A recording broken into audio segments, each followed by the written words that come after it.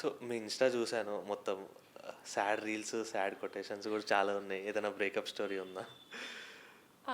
Breakup story అంటే అది breakup story వల్ల నేను ఆ రీల్స్ పెట్టలేదు. అంటే ఐ మీన్ నేను అయినా గూడా బ్రేకప్ అయినా గూడా ఆ టైంలో పెట్టకుండా కన్‌ఫ్యూజ్ చేస్తా ఉంటాను పీపుల్‌ని. ఐ మీన్ నేను హ్యాపీగా ఓకే. ఉన్నప్పుడు సాడ్‌వి పెట్టడం, సాడ్‌గా ఉన్నప్పుడు హ్యాపీ పెట్టడం ఓకే. అంతే. అందుకే మీరు పెట్టారు కదా స్ప్లిట్ పర్సనాలిటీ.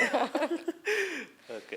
బ్రేకప్ స్టోరీ అంటూ ఏం లేదా? ఉన్నాయి ఆబ్వియస్‌గా. అండ్ రీసెంట్‌గా నా హెయిర్ అందుకే అదే last thing okay. Recent breakup. So దాని నుంచి ఎలా రికవర్ అయ్యి అవుతున్నానండి. ఇంకా పూర్తిగా అవ్వలేదు. అవుతున్నాను. ఓకే. దాని నుంచి ఇంకా బయటికి రావడానికి చూస్తున్నారు అంతే. ఖచ్చితంగా రావాలి. ఇంక తప్పదు గదా! ఓకే. ఒకప్పుడు ఉండేది. అంటే అయ్యో! బ్రేకప్ అయిపోతే ఇంకెట్లా ఇంకా సర్వైవ్ సర్వైవ్ అవ్వడం. కాలేము. తర్వాత మెచ్యూరిటీ వచ్చిన తర్వాత లేదు. మనకి ఒక లైఫ్ ఉంది. వాళ్ళకి ఒక లైఫ్ ఉంది. ఖచ్చితంగా మన లైఫ్ మనం చూసుకోవాలి.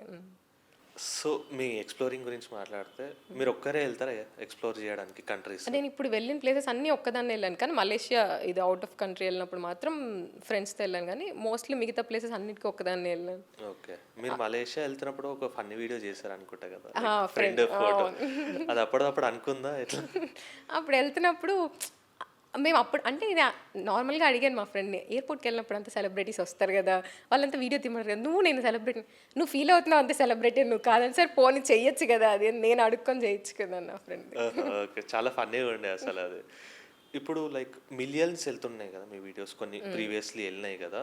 దానికేదైనా రియాక్షన్ వస్తదా? కొంచెం ఇన్‌స్టాగ్రామ్ సెలబ్రిటీస్ నుంచి గానీ, ఇన్‌ఫ్లుయెన్సర్స్ నుంచి గానీ మీకు మెసేజెస్ రావడం గానీ అట్లా? కొన్ని నేను అంటే ప్రమోషన్ కాకుండా నార్మల్‌గా మనం సాంగ్స్ చేసినప్పుడు ఆల్బమ్ సాంగ్స్ ఇవి ఉంటాయి కదా! అంటే మానస్ గారిది ఆల్బమ్ సాంగ్ ఇవన్నీ ఇలా అవును.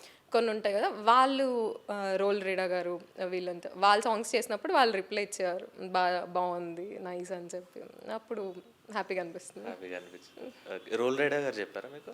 నేను ఒక ఆల్బమ్ సాంగ్ చేశాను. దాంట్లో స్టార్టింగ్‌లో ఒక ఫ్యూ సెకండ్స్ ఉంటాను. ఫ్యూ మినిట్స్ ఏమో ఉంటాను. ఓకే. 2, 3 మినిట్స్. అది ఆయనే పాడారు ఆ సాంగ్. అలా తెలుసు. బ్రాండ్ కొలాబరేషన్స్‌కి లైక్ అమౌంట్ మీరు డిమాండ్ చేసినంత వస్తుందా? లేకపోతే అసలు మీరు డిమాండ్ చేసింది నేను అది నేర్చుకోవట్లేదండి డిమాండ్ చేయడం అసలు. ఎక్కడ ప్రతి చోట దానివల్లే నాకు చాలా ఇదవుతుంది. అంటే వాళ్ళేదైనా అడిగినప్పుడు నాకు నా ఫ్రెండ్స్ నేర్పించినవి కూడా "నువ్వు అడుగు, నోరు తెరిచి అడుగు" ఏందని. నాకు తెలీదండి మీరు చెప్పండి అని. ఫస్ట్ నేను నాకు తెలీదండి మీరే చెప్పండి ఇలానే స్టార్ట్ చేసేదాన్ని. వాళ్ళు లీస్ట్ ఏది ఉంటుందో అది చెప్పేవాళ్ళు. తర్వాత నేను కంపేర్ చేసుకున్నప్పుడు నా ఫాలోవర్స్ సేమ్ ఫాలోవర్స్ ఉంటారు అబ్బా! కదా! షిట్ అప్పుడు అనుకునేటోళ్ళా? వాళ్ళకి కనీసం ఈక్వల్‌గా కూడా ఉండేది కాదు. ఎక్కడో ఉండేది. వాళ్ళకి ఆల్మోస్ట్ కొన్ని వేలల్లో డిఫరెన్స్ ఉండేది. వాళ్ళకి అంత ఉన్నప్పుడు నాకు ఇంత మేము మిమ్మల్ని అడిగాం కదండీ మీరెంత తీసుకుంటారని. నా తప్పే ఇది ఖచ్చితంగా. ఇప్పుడన్నా సార్ట్ ఔట్ అయిందా అది? ఇప్పుడు గూడా అంటే వాళ్ళు చెప్పినప్పుడు చూడండి గదా! అని ఒక మాట అంటాను. వాళ్ళు కష్టం అని సరే ఓకే అండి.